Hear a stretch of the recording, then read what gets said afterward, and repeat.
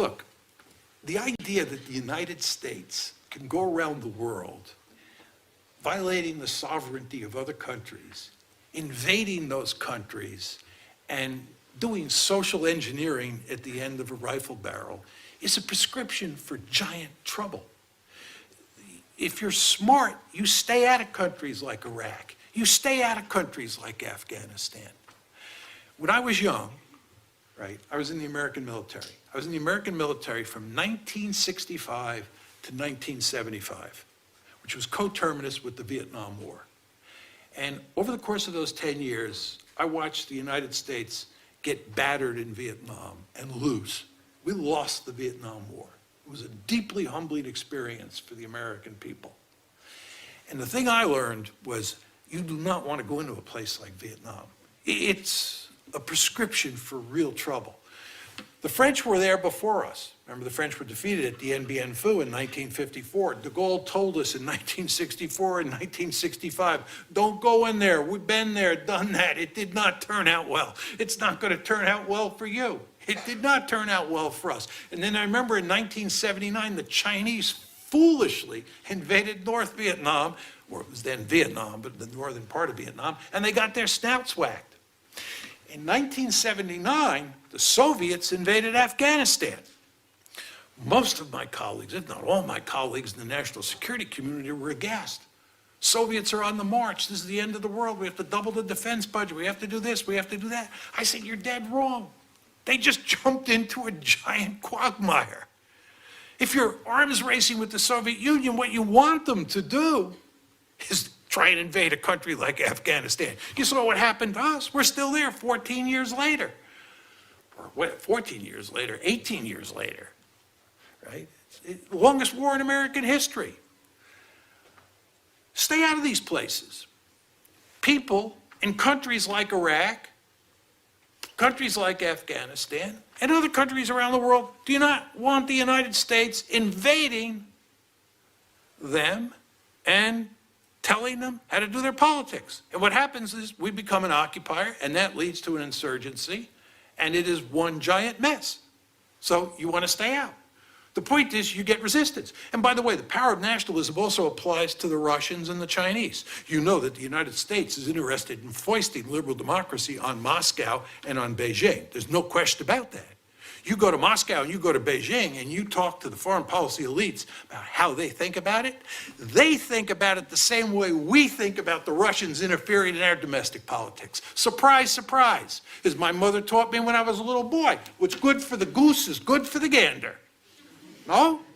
So, if we don't like the Russians interfering in our politics, don't be surprised if they don't like us interfering in their politics. And the same thing goes with the Chinese. That's the power of nationalism. You want to remember this as time goes by. Going into other countries and doing social engineering, you're asking for big trouble. Power of realism. Let me go to my NATO example. It's my favorite example here. The idea that you could take NATO, which was a mortal enemy of the Soviet Union, which was the predecessor of Russia, right? Russia's the largest remnant state out of the Soviet Union.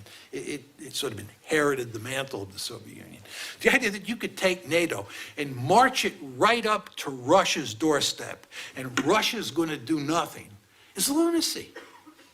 It's just lunacy. Just to take the American case. The Americans have what's called the Monroe Doctrine. The Americans basically say, I know many of you are not going to like hearing this, but it's true. This is what the Americans basically say. We own the Western Hemisphere. It's our backyard. No distant great power from Europe or from Asia is either allowed to form a military alliance with a country in the Western Hemisphere or bring military forces into the Western Hemisphere.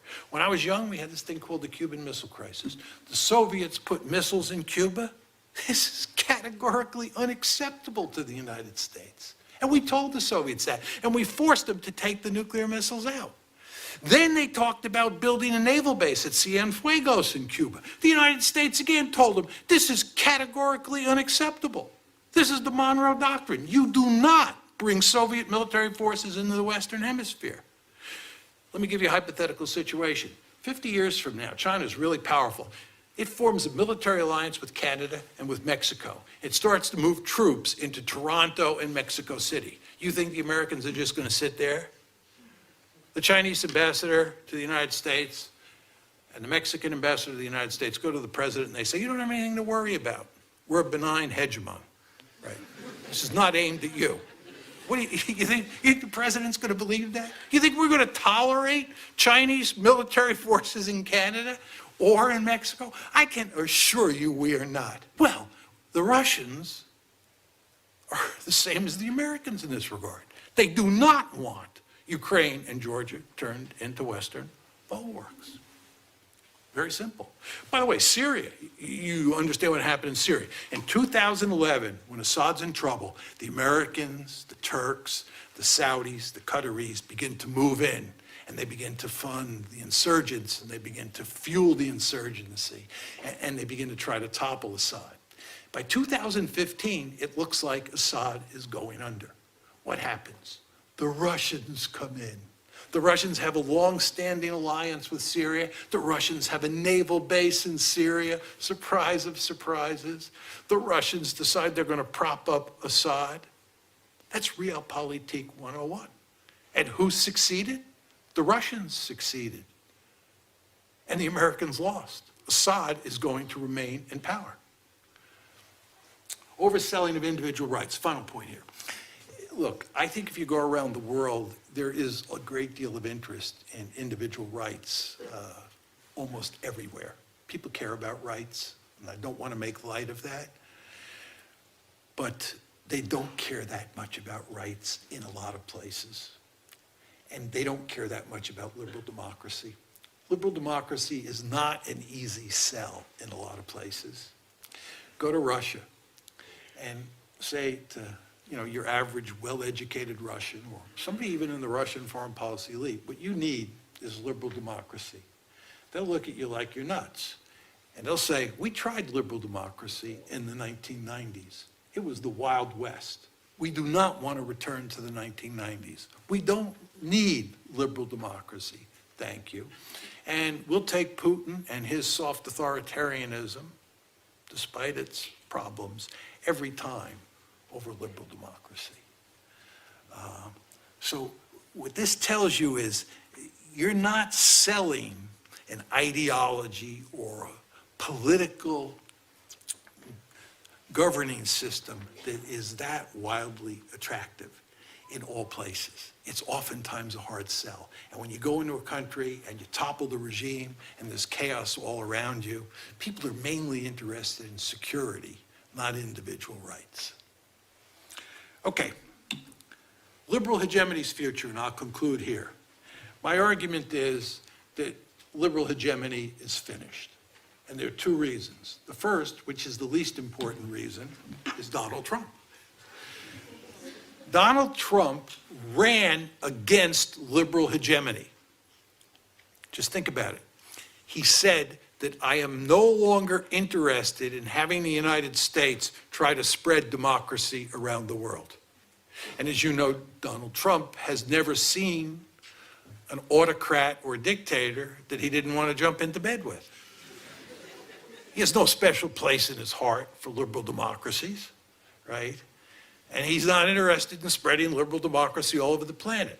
Second, with regard to the open international order, he's a protectionist. He thinks that America has been screwed by the open international economy. He wants to slap tariffs not only on countries like China, but on our allies as well. And with regard to institutions, the guy's never seen an institution that he didn't love. He hates NATO, he hates the EU, he hates NAFTA, he hates the IMF, God, he hates the WTO, he hates the World Bank. One of the first things he did when he took office was to kill the TPP, Trans-Pacific Partnership, which was actually a boneheaded move, but nevertheless it reflects the fact that he hates institutions. You want to know why the foreign policy establishment in the United States loathes Donald Trump? It's because he ran against everything they stand for. But he got elected. And you know why he got elected? Because he pointed out that the policy has been a failure. So we have this disconnect between the elites who want to perpetrate forever and ever this foreign policy and the body politic. And by the way, Trump's not an exception here. Barack Obama was elected in 2008 on the platform that we were going to get out of the business of nation building, and Obama, to use his own words, said we should do nation building at home. And then right before he left office, he gave a very famous interview with Jeffrey Goldberg of the Atlantic Monthly, where he basically said that the foreign policy establishment, what we sometimes call the blob in the United States, the blob beat him back. And he was forced to play, in his words, by the Washington playbook. But Obama was not that different than Trump in certain respects with regard to foreign policy, right? But Trump is not being beaten back. But more importantly, liberal hegemony is over because of the rise of China and the resurrection of Russian power. As I said to you earlier, and it's very important you understand this point, you can only have liberal hegemony. You can only pursue this really radical foreign policy in a unipolar world where the sole pole, which is of course Uncle Sam, does not have to worry about competing with other great powers. Now that China and Russia are considered great powers, and we're talking about the return of great power politics, and we're talking about multipolarity, security competition is back in force, and it squeezes out liberal hegemony. So, for better or for worse, liberal hegemony is history. Thank you.